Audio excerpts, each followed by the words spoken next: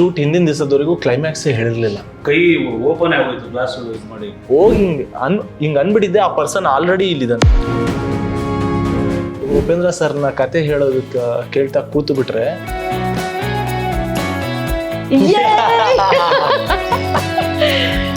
I love you. Propose ಮಾಡ್ಬಿಟ್ರೆ ನನಗೆ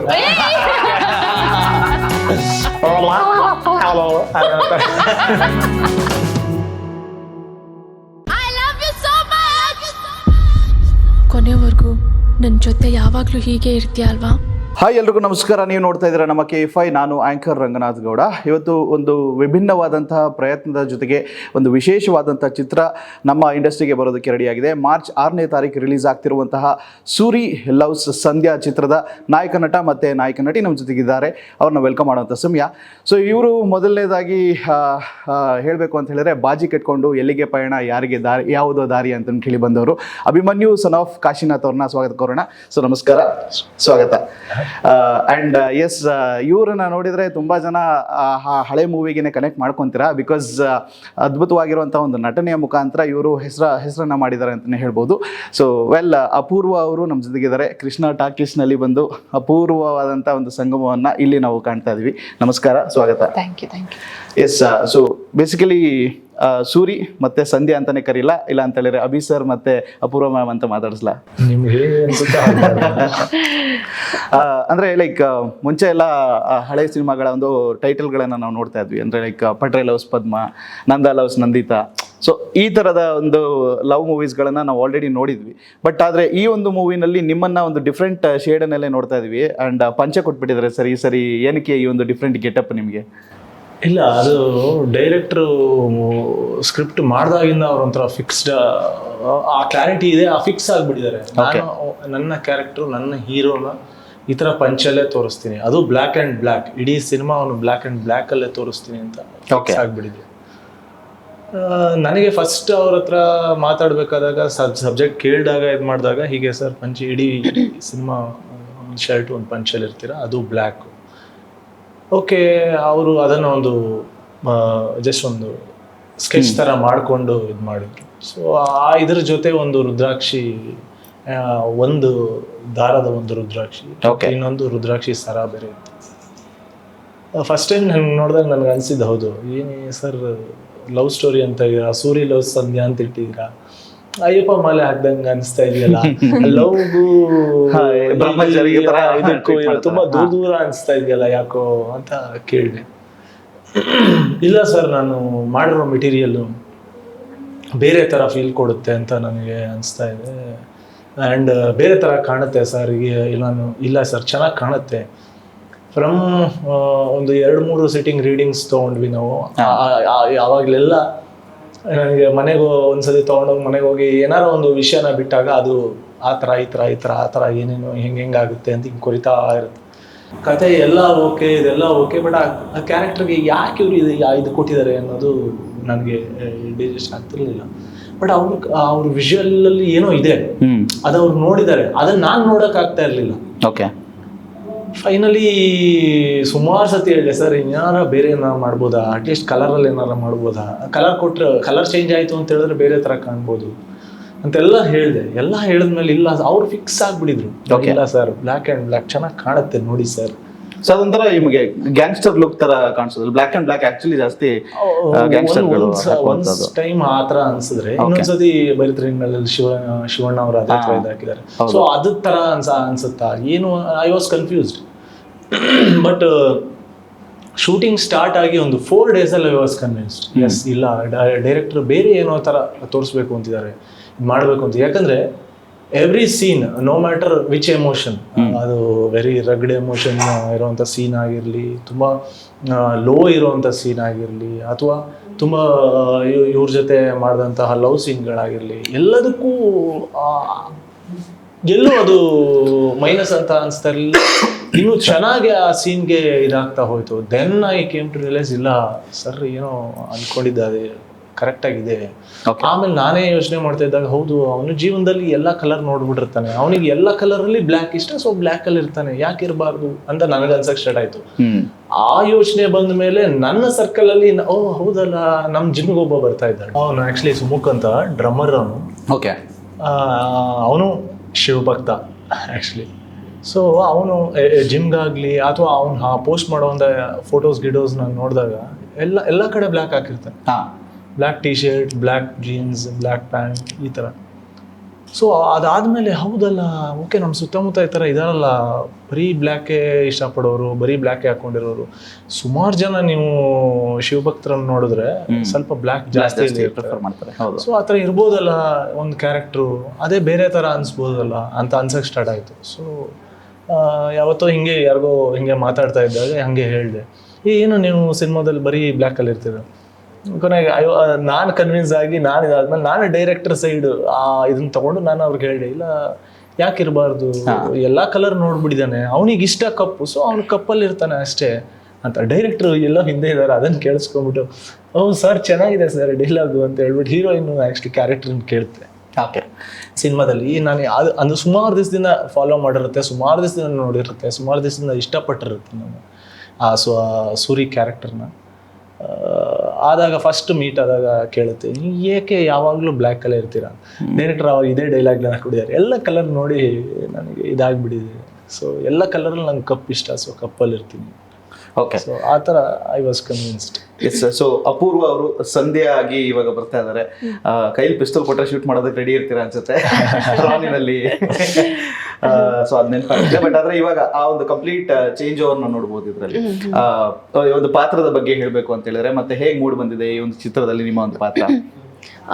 ಇದರಲ್ಲಿ ಸಂಧ್ಯಾ ಅನ್ನೋ ಒಂದು ಪಾತ್ರ ಮಾಡ್ತಾ ಇದ್ದೀನಿ.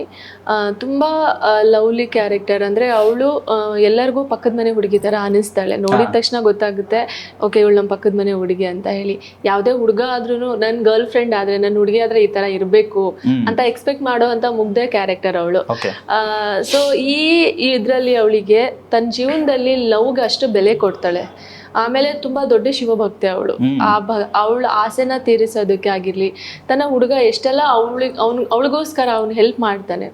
ಸೊ ಶಿವಭಕ್ತೆ ಆಗಿರೋದ್ರಿಂದ ನನ್ನನ್ನು ಎಲ್ಲೆಲ್ಲಿ ಕರ್ಕೊಂಡು ಹೋಗ್ತಾನೆ ಸೊ ಕ್ಯಾರೆಕ್ಟರಲ್ಲಿ, ಸಿನಿಮಾದಲ್ಲಿ.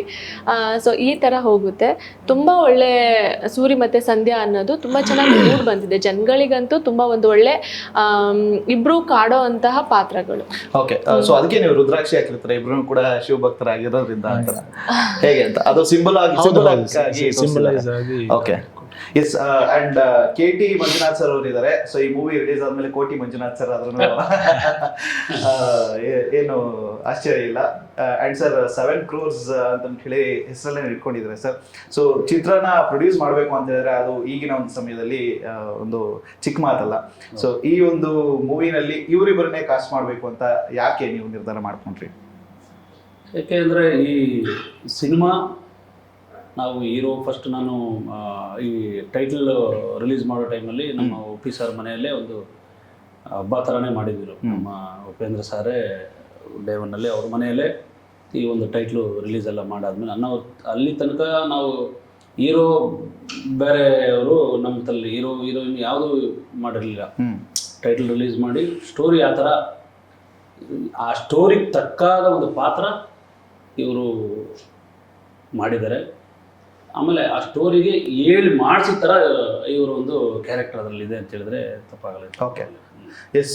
ಅಂಡ್ ಪ್ರೊಡ್ಯೂಸರ್ ಅಂತ ಹೇಳಿದ ತಕ್ಷಣ ಸರ್ ಬಹಳಷ್ಟು ಜವಾಬ್ದಾರಿಗಳಿರುತ್ತೆ. ಸೊ ಮೂವಿ ಸ್ಟಾರ್ಟ್ ಆದಾಗಿಂದ ಹಿಡಿದು ರಿಲೀಸ್ ಆಗೋವರೆಗೂ ಕೂಡ ಪ್ರೊಡ್ಯೂಸರಿಗೆ, ಹೀರೋ ಮತ್ತು ಹೀರೋಯಿನ್ಗೆ ಮತ್ತು ಡೈರೆಕ್ಟರ್ಗೆ, ಈ 4 ಜನಕ್ಕೆ ಒಂದು ಕನಸಿನ ಕೂಸಾಗಿರುತ್ತೆ ಸರ್. ಸೊ ನಿಮ್ಮ ಮೊದಲನೇ ಚಿತ್ರ ಇಷ್ಟು ದೊಡ್ಡ ಮಟ್ಟದಲ್ಲಿ ಒಂದು ಸ್ವಲ್ಪ ಸೌಂಡ್ ಮಾಡ್ತಾ ಇದೆ ಅಂತ ಹೇಳಿದ್ರೆ, ಬಿಕಾಸ್ ಉಪೇಂದ್ರ ಸರ್ ಅವರ ಒಂದು ಸಪೋರ್ಟ್ ಇದೆ. ಸೊ ಅವರ ಒಂದು ಸಪೋರ್ಟ್ ಬಗ್ಗೆ ನೀವೇನಾದ್ರು ಎಕ್ಸ್ಪ್ರೆಸ್ ಮಾಡ್ತೀರಾ ಅಂತ ಕೇಳಿದ್ರೆ, ಆಲ್ರೆಡಿ ದುಬೈನಲ್ಲಿ ಅವರಿಗೆ ಪ್ರೀಮಿಯರ್ ಆಗಿದೆ. ಇಲ್ಲ ನೋಡಿ, ಅವ್ರ ಸಪೋರ್ಟು ಇದೇ ಇದೆ. ಇದು ಡೇ ಒನ್ನಿಂದ ಅವ್ರಿಗೆ ಅವರು ಈ ಸಿನಿಮಾಕ್ಕೆ ಬೆನ್ನೆಲುಬಾಗಿ ನಮ್ಮ ಜೊತೆ ನಿಂತಿದ್ದಾರೆ. ಅದಕ್ಕೆ ಮೊದಲಾಗಿ ಒಬ್ಬ ಒಂದು ಸ್ಟಾರ್ನ 2 ಅವರ್ ಕೂರಿಸಿ ಕಂಪ್ಲೀಟ್ ಪಿಕ್ಚರ್ ತೋರಿಸೋದು ಇವತ್ತಿನ ದಿವಸ ದೊಡ್ಡ ಮಾತೆ. ಯಾಕಂದರೆ ಅವ್ರು ಅಷ್ಟು ಬ್ಯುಸಿ ಇರ್ತಾರೆ, ಬ್ಯುಸಿ ಶೆಡ್ಯೂಲ್ ಇರುತ್ತೆ. ಅಂಥದ್ದು ನಾವು ದುಬೈಯಲ್ಲೇ ಒಂದು ಪ್ರೀಮಿಯರ್ ಶೋ ಮಾಡಬೇಕು ಸರ್, ಫ್ಯಾಮಿಲಿ ಕರೆದು ಅಂದ್ಬಿಟ್ಟು ಒಂದು ಪ್ಲ್ಯಾನ್ ಇಟ್ಕೊಂಡು ನಾನು ದುಬೈಯಲ್ಲಿ ಅವ್ರಿಗೆ ಕರ್ಕೊಂಡೋಗಿ ಒಂದು ಪ್ರೀಮಿಯರ್ ಶೋ ಮಾಡಿ ಫಿಲಮ್ ಪೂರ್ತಿ ನೋಡಿ ಆದಮೇಲೆ ಸರ್ ಯಾವ ರೀತಿ ಯಾಕಂದ್ರೆ ಲೆಜೆಂಡ್ ಡೈರೆಕ್ಟರ್, ಎಲ್ಲರಿಗೂ ಇಡೀ ಪ್ರಪಂಚಕ್ಕೆ ಗೊತ್ತಾಗುತ್ತೆ ವಿಚಾರ. ಉಪೇಂದ್ರ ಸರ್ ಒಂದು ಲೆಜೆಂಡರಿ ಡೈರೆಕ್ಟರ್. ಸೊ ಅವರು ಫಿಲಮ್ ನೋಡಾದ್ಮೇಲೆ ಒಂದು ಕೆಲವೊಂದೆಲ್ಲ ಪಾತ್ರಗಳೆಲ್ಲ ಇಷ್ಟ ಆಗಿ ಮಧ್ಯರಾತ್ರಿ ನನಗೆ 1 ಗಂಟೆ ರಾತ್ರಿ ಫೋನ್ ಮಾಡಿ ಅಭಿಮನ್ಯು ನಂಬರ್ ಕೊಡು ಮಂಜುನಾಥ್ ನನ್ನ ಹತ್ರ. ಅಷ್ಟು 1 ಗಂಟೆ ರಾತ್ರಿ ಅವ್ರು ಎದ್ದು ನನಗೆ ಫೋನ್ ಮಾಡೋದು ದೊಡ್ಡ ವಿಚಾರ.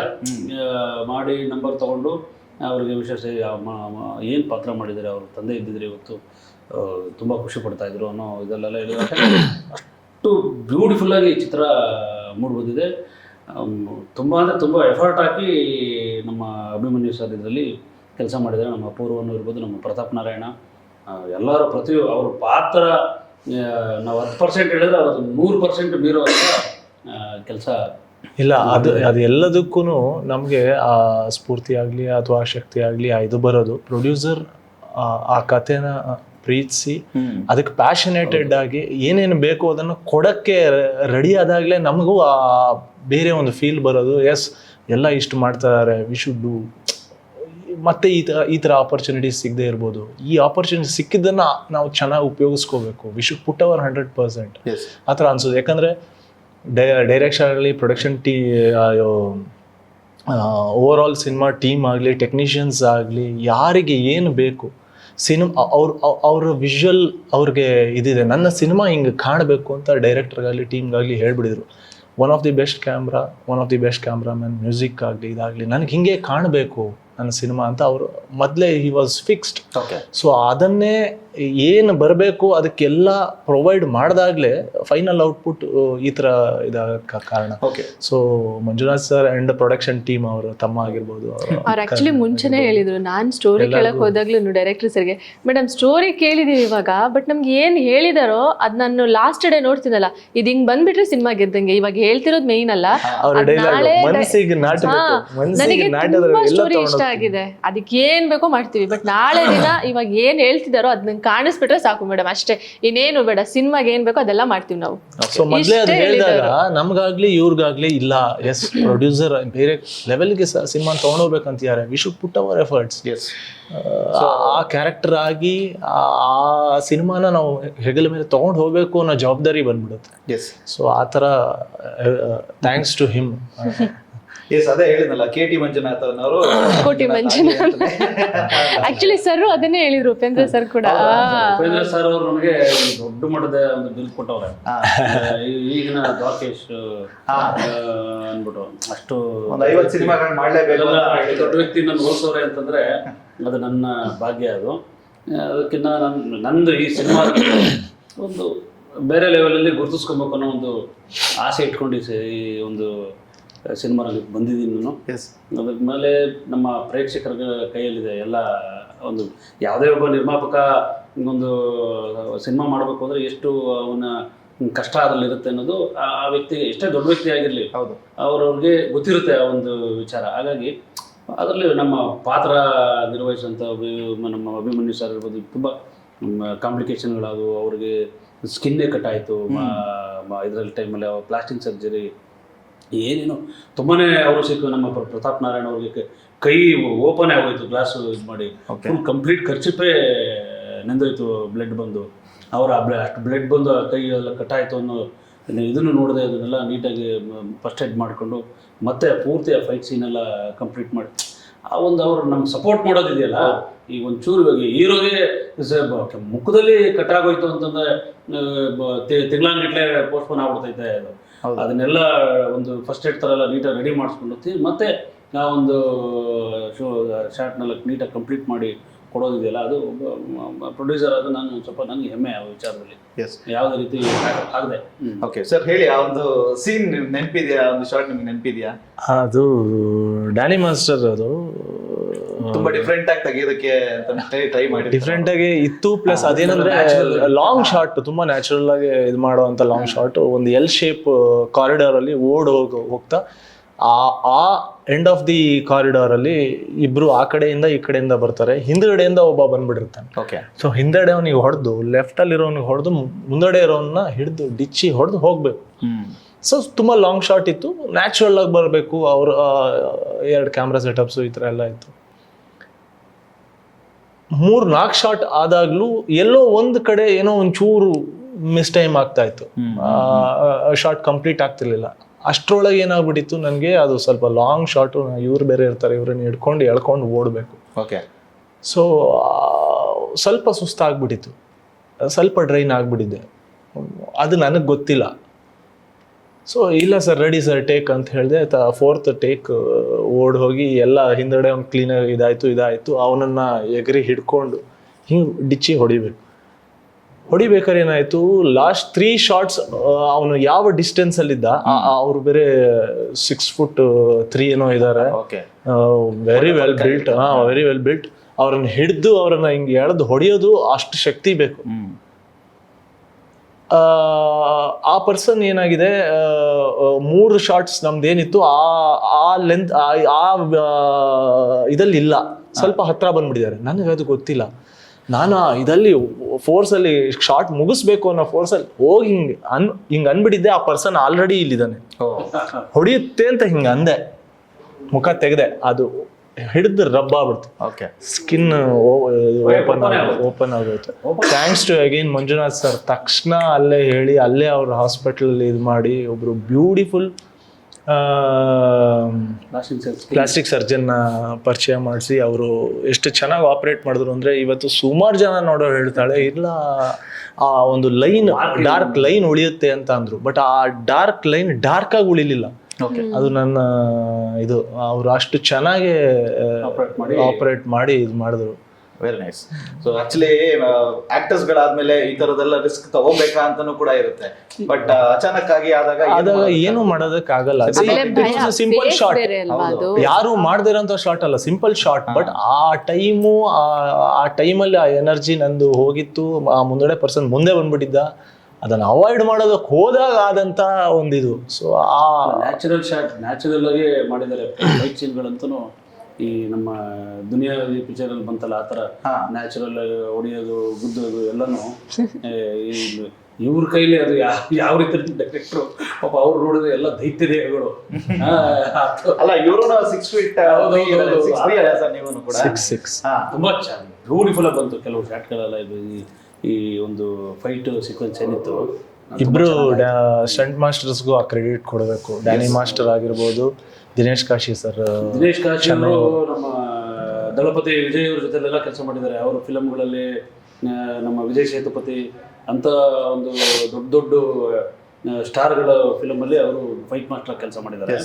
ಅಂಥ ವ್ಯಕ್ತಿ ನಮ್ಮಲ್ಲಿ ಮಾಡಿ ಆ ಮನುಷ್ಯ ಒಂದು ಡೇ ಫುಲ್ ಅವ್ರಿಗೆ ಕೆಲವು ಸೀಕ್ವೆನ್ಸಸ್ ಇಷ್ಟ ಆಗದೇ ಇಲ್ಲ ನನಗೆ ಇನ್ನೂ ಒಂದು ಡೇ ಬೇಕು, ಇದು ಸಲ್ತಾ ಇಲ್ಲ, ಇದು ಫೈಟ್ ಸರಿಯಾಗಿ ಬರಲಿಲ್ಲ ಅಂತೇಳಿ 1 day ಶೂಟಿಂಗ್ಗೆ ವೇಸ್ಟ್ ಮಾಡಿ ಕ್ಲೋಸ್ ಮಾಡಿ ಮತ್ತೆ ಅದೇ ಇದು ನೆಕ್ಸ್ಟ್ ಡೇನೂ ಶೂಟ್ ಮಾಡಿದ್ರು ದಿನೇಶ್ ಕಾಶಿ. ನೀವು ನನಗೆ ಗೊತ್ತಿಲ್ಲ ಸರ್, ನನಗೆ ಸ್ಯಾಟಿಸ್ಫ್ಯಾಕ್ಷನ್ ಇಲ್ಲ, ನನಗೆ ಇದೇ ಥರ ಬರಬೇಕು ಈ ಒಂದು ಸೀಕ್ವೆನ್ಸ್ ಅಂತೆಲ್ಲ ಹೇಳಿ ಆ 1 day ಶೂಟಿಂಗ್ನೇ ತೆಗೆದು ಸೈಡ್ ಬಿಸಾಕ್ತೀನಿ. ನೆಕ್ಸ್ಟ್ ಡೇ ಅದೇ ಮಾಡಿ 1 day ಅನ್ನೋದು ಯಾವ ಲೆವೆಲಲ್ಲಿ ಇರ್ತದೆ, 8 ಜನ ಟೆಕ್ನಿಷಿಯನ್ ಇರ್ತಾರೆ, ಅದೆಲ್ಲ ಹೋಯ್ತು. ಆ ಥರ ಆ ಮನುಷ್ಯ ತುಂಬ ಒಂದು ಸ್ಪೆಷಲ್ ಕೇರ್ ತಗೊಂಡು ನಮಗೆ ಆ ಒಂದು ಸೀಕ್ವೆನ್ಸು ಕ್ಲೈಮ್ಯಾಕ್ಸ್ ಸೀಕ್ವೆನ್ಸ್ ತುಂಬ ಚೆನ್ನಾಗಿ ಮಾಡಿಕೊಟ್ರು ದಿನೇಶ್ ಕಾಶಿ ಅವರು. ಓಕೆ. ಅಂಡ್ ಒಂದು ಟ್ಯಾಗ್ ಲೈನ್ ಅಲ್ಲಿ ಇದೆ, ಗಾಡ್ ಇಸ್ ಇವಿಲ್ ಮೈಂಡೆಡ್ ಅಂತ ಅಂದ್ಬಿಟ್ಟು. ಸೊ ದೇವರನ್ನ ತುಂಬಾ ನಂಬುವಂತವ್ರು ನೀವು.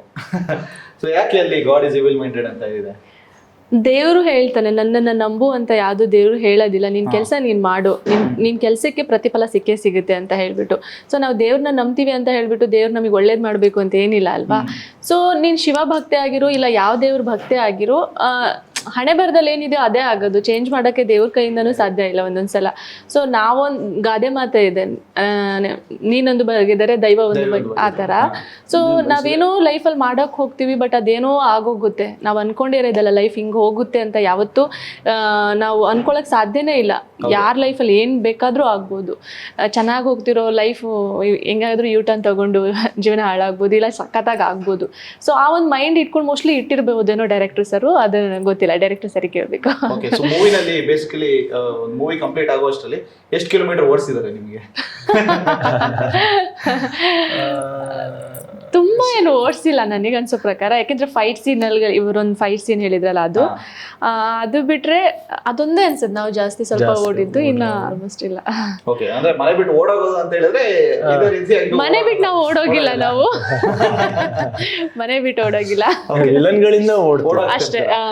ಓಕೆ. ಸೊ ಇವಾಗಿನ ಕಾಲದ ಒಂದು ಪ್ರೀತಿ ಬಗ್ಗೆ ಮಾತಾಡ್ತೀವಿ ಅಂತ ಹೇಳಿದ್ರೆ, ಲೈಕ್ ಬೆಳಗ್ಗೆ ಪ್ರೀತಿ ಆಗುತ್ತೆ, ಸಂಜೆ ಬ್ರೇಕಪ್ ಆಗುತ್ತೆ. ಬಟ್ ಆದ್ರೆ ಈ ಒಂದು ಮೂವಿನಲ್ಲಿ ಯಾವ ರೀತಿಯಾದಂತ ಒಂದು ಲವ್ನ ನಾವು ನೋಡ್ಬೋದು? ಇಲ್ಲ, ಇಲ್ಲಿ very matured, very close to life and ಅವನೊಬ್ಬ middle class lower middle class ಫ್ಯಾಮಿಲಿಯ ಹುಡುಗ. ಸೊ ಅವನ ಮಟ್ಟಲ್ಲಿ ಲವ್ ಏನು, ಅವನ ಯಾವ ಮಟ್ಟಕ್ಕೆ ಲವ್ ಮಾಡೋದಕ್ಕಾಗತ್ತೆ, ಅವನು ಯಾವ್ಯಾವ ರೀತಿ ಲವ್ ಮಾಡೋದಕ್ಕಾಗತ್ತೆ, ಅವನ ಶಕ್ತಿ ಏನು, ಆ ಶಕ್ತಿನ ನಂಬಿಕೊಂಡು ನಾನು ಇವನ ಜೊತೆ ಇದ್ರೂ ಸುಖವಾಗಿ ಇರ್ತೀನಿ ಅಂದ್ಕೊಂಡು ಬರುವಂಥ ಒಂದು ಹುಡುಗಿ, ಅವಳಿಗೆ ಇನ್ನೂ ಚೆನ್ನಾಗಿ ಅವನು ಸಾಕಬೇಕು ಅಂತ ಅವನ ಪ್ರಯತ್ನ, ಆ ಇದರಲ್ಲಿ ಆಗುವಂಥ very middle class very naturalistic ಆದಂಥ ಒಂದಿಷ್ಟು ಸೀನ್ಗಳು ಸುತ್ತಮುತ್ತ ಹೋಗುತ್ತೆ. ಎಲ್ಲೂ ತುಂಬ ಎಕ್ಸಾಜುರೇಟೆಡ್ ಆಗಿ ಲವ್ ಆಯಿತು ಅಂದ ತಕ್ಷಣ ಸಡನ್ ಒಂದು ಡ್ರೀಮ್ ಸಾಂಗ್ ಆ ಥರ ಇಲ್ಲ. Very close to life, natural. ನಿಮಗೆ ಅನ್ಸುತ್ತೆ ಇದು ನಮ್ಮ ಫ್ರೆಂಡ್ಸು ಇಲ್ಲ ನಮ್ಮ ಮನೆ ಪಕ್ಕದ ಮನೆ ಹುಡುಗರು ಹುಡುಗಿರು ಅಂತ ಅನ್ಸುತ್ತೆ. ತುಂಬಾ ನ್ಯಾಚುರಲ್. ಕಥೆಯಿಂದ ಹಿಡಿದು ನಮ್ಮ ಕಾಸ್ಟ್ಯೂಮ್ಸ್ ಇಂದ ಹಿಡಿದು ಆಲ್ಮೋಸ್ಟ್ ಡಿಗ್ಲಾಮೈ ಮಾಡಿದ್ದೀವಿ ನಾವೆಲ್ಲ, ವಿತೌಟ್ ಮೇಕಪ್ಪೇ ಮಾಡಿರೋದು. ಕಾಶಿಲೆಲ್ಲ ಶೂಟ್ ಮಾಡಿದಾಗ ಅಲ್ಲೆಲ್ಲ ಫುಲ್ ಟ್ಯಾನ್ ಆಗಿದ್ವಿ. ಯಾಕೆಂದ್ರೆ ನಮಗೆ ಕಾಶಿ ಒಳಗಡೆ ನೀರಿದೆ ಅಲ್ಲ ಗಂಗಾಮಾತೆ, ಅದ್ರ ಒಳಗಡೆ ದೋಣಿನಲ್ಲಿ ತೆಪ್ಪದಲ್ಲಿ ನಮ್ಮನ್ನು ಬಿಟ್ಬಿಟ್ಟು ಮಧ್ಯದಲ್ಲಿ ಡ್ರೋನ್ ಶಾಟ್ ಮೇಲೆ ಇಟ್ಬಿಟ್ಟು ನಾವು ಸೆಂಟ್ರಲ್ಲಿ ಅದು ಫುಲ್ ಜೋರಾಗಿ ಹರಿತಾ ಇರೋ ನೀರು, ನಮಗೆ ಭಯ. ಆಮೇಲೆ ನಂದೊಂದೇ ಶಾಟು, ನನಗೂ ಭಯ. ಬಿಸಿಲು ನೋಡಿದ್ರೆ ಟೇಕ್ ತಗೊಳಂಗಿಲ್ಲ. ಇಲ್ಲ ಹಂಗ್ ನೋಡಕ್ ಹೋದ್ರೆ ನಾವು ತುಂಬಾ ಬೆಂದು ಹೋಗಿದ್ವಿ. ಯಾಕಂದ್ರೆ ಒನ್ ಡೇ ಶೂಟ್ ಅದು, ಬೆಳಗ್ಗೆ ಸ್ಟಾರ್ಟ್ ಆಗಿದ್ದು ರಾತ್ರಿವರೆಗೆ they have taken the shots. ನಮ್ಮ ಜೊತೆ ಕ್ಯಾಮ್ರಾಮನ್ ಟೀಮು, ಡೈರೆಕ್ಷನ್ ಟೀಮು, ಅವ್ರಿಗೆಲ್ಲ ಹ್ಯಾಟ್ಸ್ ಆಫ್ ಹೇಳ್ಬೇಕು. ಅವರೆಲ್ಲ ನಾವು ಅಟ್ಲೀಸ್ಟ್ ಶಾರ್ಟ್ ಆಯ್ತು ಟಕ್ ಅಂತ ನಮ್ಗೆ ಛತ್ರಿ ಬರೋದು ಇದು ಬರೋದು, ಅವ್ರಿಗೇನು ಇಲ್ಲದೆ ನಮ್ಮ ಜೊತೆ ಅಷ್ಟು ಒಂದು ದಿವಸ ಸುಡೋ ಬಿಸಿಲು. ಆವಾಗ ಅಲ್ಲ ಆಕ್ಚುಲಿ ಮಧ್ಯಾಹ್ನದವರೆಗೂ ನಾವು ಅಲ್ಲೇ ಇದ್ವಿ. ಬೆಳಗ್ಗೆಯಿಂದ ಮಧ್ಯಾಹ್ನದವರೆಗೂ ನಮಗೆ ಫೋನು ಸ್ಪೀಕರ್ ಆನ್ ಮಾಡ್ಬಿಟ್ಟು ಇಟ್ಬಿಡೋದು ತೆಪ್ಪದಲ್ಲಿ. ಇಲ್ಲಿ ಬಿಸಿಲಲ್ಲಿ ಅದು ಮಸ್ತ್ ಆಗಿದ್ದು ಕಾಶಿನಲ್ಲಿ ಶೂಟ್ ಎಂಜಾಯ್ ಮಾಡಿದ್ವಿ. ಸೊ ಸೂರಿ ಅವರ ಒಂದು 5 ಕ್ವಾಲಿಟೀಸ್ ತುಂಬಾನೇ ಇಷ್ಟ ಆಗುತ್ತೆ ಅನ್ನೋದಾದ್ರೆ? ಸೂರಿ ಯಾರ ವಿಷಯಕ್ಕೂ ಹೋಗೋದಿಲ್ಲ. ಅವನಾಯ್ತು ಅವ್ನ ಕೆಲಸ ಆಯ್ತು. ಆಮೇಲೆ ಪ್ರೀತಿಗೆ ತುಂಬಾ ಬೆಲೆ ಕೊಡ್ತಾನೆ, ತುಂಬಾ ಟ್ರಸ್ಟ್ ವರ್ತಿ ಇದ್ದಾನೆ. ಆಮೇಲೆ ಹುಡುಗಿ ಹೇಳೋ ಮಾತು ಕೇಳ್ತಾರೆ. ಅವಳ ಗರ್ಲ್ ಫ್ರೆಂಡ್ ಹೇಳಿದ ಮಾತನ್ನ, ಅದು ಅವಳ ಆಸೆನ, ಮಹಾದಾಸೆನ ತೀರಿಸುವಂತಹ ಮಹಾನ್ ವ್ಯಕ್ತಿ. ಆಮೇಲೆ ಅವಳಿಗೆ ಯಾರಾದ್ರೂ ಛೇಡ್ಸಿದ್ರೆ ಏನಾದ್ರೂ ಮಾಡಿದ್ರೆ ಬಿಡೋದಿಲ್ಲ, ಅವ್ರನ್ನ ಹತ್ರ ಬರೋಕ್ಕೂ ಬಿಡೋದಿಲ್ಲ. ಇನ್ನ ಒಂದು ರಾಣಿ ತರ ನೋಡ್ಕೋತಾನೆ. ಏನೇ ಅವನ ಹತ್ರ ಏನ್ ಇರ್ಲಿ ಏನಿಲ್ಲ ಇದ್ರೂ ಕೂಡ ಅವಳು ಏನಾದ್ರೂ ಹೇಳಿದ್ರೆ ಅವಳನ್ನ ರಾಣಿ ತರ ನೋಡ್ಕೊಂಡು ಅವಳ ಹೆಗಲ್ ಮೇಲೆ ಕೂರಿಸ್ಕೊಂಡು ಇಡೀ ಪ್ರಪಂಚನ ಬೇಕಾದ್ರೆ ಸುತ್ತರಿಸ್ತಾನೆ.